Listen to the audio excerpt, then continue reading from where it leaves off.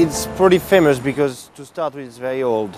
It's over 160 years old, and it's an establishment where people always used to come. Well, in the old days when it was first created, over here, was now the end of Montparnasse, was in Paris. Paris was in the Cité, next to Saint-Michel, Notre-Dame, just a little island, and so people who had quite a bit of money used to come outside Paris and to meet up, to have a drink, to talk a lot, to write a lot, to enjoy themselves with everything in those years, which is maybe girls, drinks, opium, and it came out all of the famous writers that we all know. Hemingway, one of them, of course, and through the years it always carried on like this. With every type of generation, which is from Hemingway to Sartre, and today, you know, whoever's writing comes along here for many reasons. The first one is because I suppose that when they come here, they're not being annoyed by anybody else. They don't come here to be seen. It's cozy. It's nice. People don't come and ask them autographs. They don't come, you know, they're just here with friends, with family. They come sometimes in shorts. And the reputation of the Closerie went through the whole world. And now anybody from, you know, some people, stars from the States, up to even like Stalin came all the way here. People just enjoy the place, you know. And over the years, of course, we got bigger, but I'll show you later where Hemingway was sitting, what he used to do here, where they were writing. There was two setups, upstairs, downstairs, and the original part, which is the bar.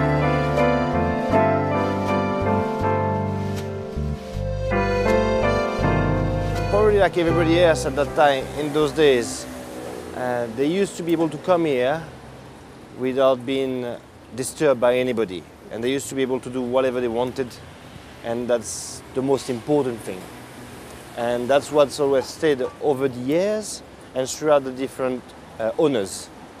That idea of people being here and do, you know, whatever they fancy, well.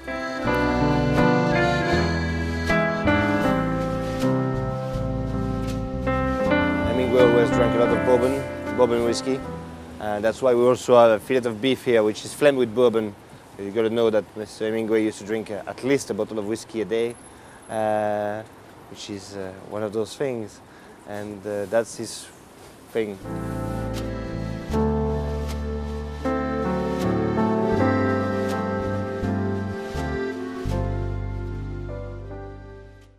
Yes, of course, fillet of beef, which is flamed with bourbon whiskey. Then we do a pepper sauce, cream, done just as people ask for it. It's not prepared in advance, it's done à la minute, as we say. And of course we've got a couple of cocktails named after Hemingway, and I'll show you the list. It's quite a few of them.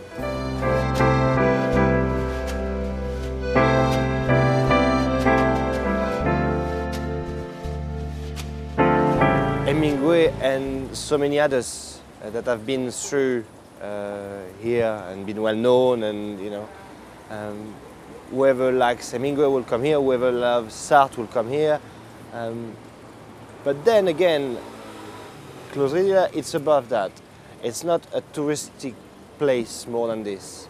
It's people that know the place. Even if they come twice or once in Paris a year, they will of course come to the Closerie because of what's around the Closerie, because of the attitude of people in the place. Although we are quite a large, there's quite a few of us working in the place, at the same time it's still very family kind of thing. You know, we kiss customers, we know them, and they come for that kind of comfort, to feel like at home, and that's what they like about the place.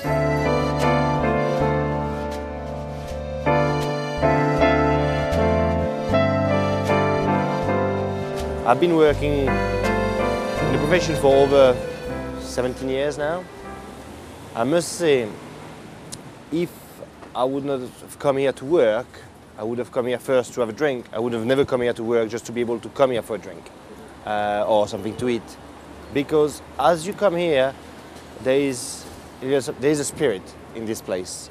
It's not because I'm working here, it's got nothing to do with it whatsoever. But there is something around this place. People, feel happy. I don't know, there is something that talks around you. It's just the way it is. Different, very nice.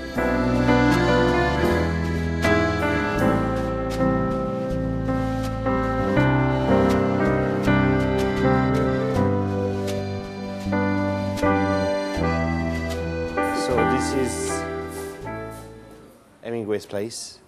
That's why we've got that little mark there. You sit here, as you can see, around the bar, the old days, everything, that's original, that's over 160 years old, and so is the bar, and that's what we kept as original. Hemingway used to drink a cocktail made out of rum, lime juice, wild raspberries, and grapefruit juice. That was Is this food prepared here at yes, Lilas? that's right, Yes. behind the bar. Is it place really popular for your visitors? Yes, of course, like many others, but people love standing here, and every day you have people that come just to see where Hemingway used to sit, and which is normal. I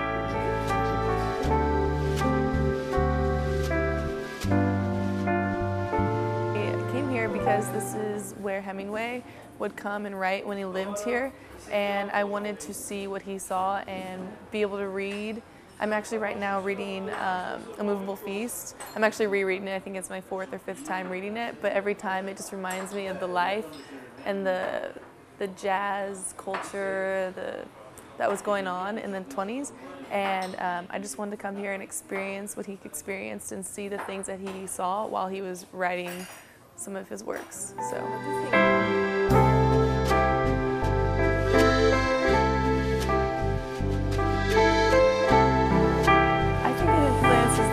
Because Paris then was so cold, it's still cold, but, and there weren't as many luxuries, and he wasn't very rich, he was kind of poor, and so it's just a hard thing, and these cafes were places where he could go and escape to, and have a warm drink, be surrounded by people, artists coming in and out, talking to great writers like Fitzgerald of his time, and I just think that being around that culture really influenced his writing, and just the difficulty that it was to actually live in Paris.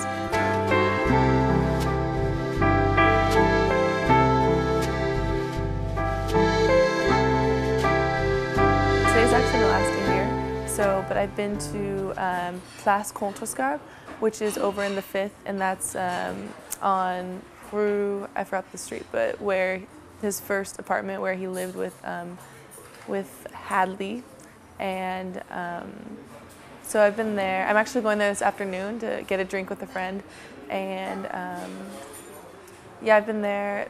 Obviously, the Luxembourg Gardens, where he used to walk through. I went to Rue Flores, where Gertrude Stein lived, where he would go to her apartment, and they would just talk about things, and Gertrude Stein would just talk to him about art and what's good writing and what's not good writing, and that you shouldn't write things that are inapproachable was the term that she used, which means things that people can't understand, or I don't really understand the term, but I just remember the word inapproachable. But yeah, just different places. Actually, Hemingway is one of I try to go, when I've been in Paris, he's basically influenced my stay in Paris, because I've tried to do the things that he's done and go to the places that he's gone more than anything else I think I've tried to do here.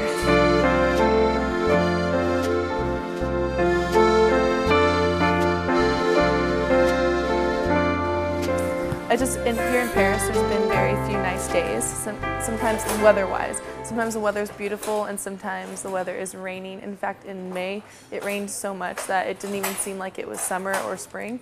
So anyways, this is a part where he had gone down in southern France with Fitzgerald to go get one of Fitzgerald's car. And anyways, it was a beautiful day, but Fitzgerald didn't make the train, and he had just anyways, it was one of those days that that just like, it was a beautiful day and he had missed, I don't really know how to say that, but I'll just read it.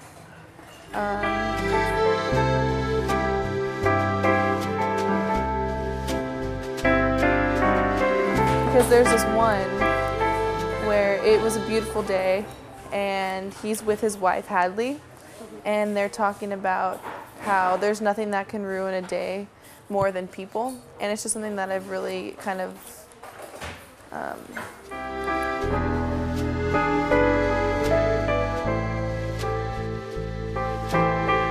Closerie de Lilas was the nearest good cafe when we lived in the flat over a sawmill at 113 Rue Notre-Dame-des-Champs, and is one of the best cafes in Paris. It was warm inside in the winter, and in the spring and fall it was very fine outside with the tables under the shade of the trees on the side where the statue of Marshal Ney was, and the square, regular tables under the big awnings along the boulevard. Two of the waiters were our good friends. People from the Dome and the Rotund never came to the Lilas. There was no one over there they knew, and no one would have stared at them if they came. In those days, many people went to their cafes at the corner of the Boulevard Montparnasse and the Boulevard Raspail to be seen publicly, and in a way, such places anticipated the columnists as a daily substitutes for immortality.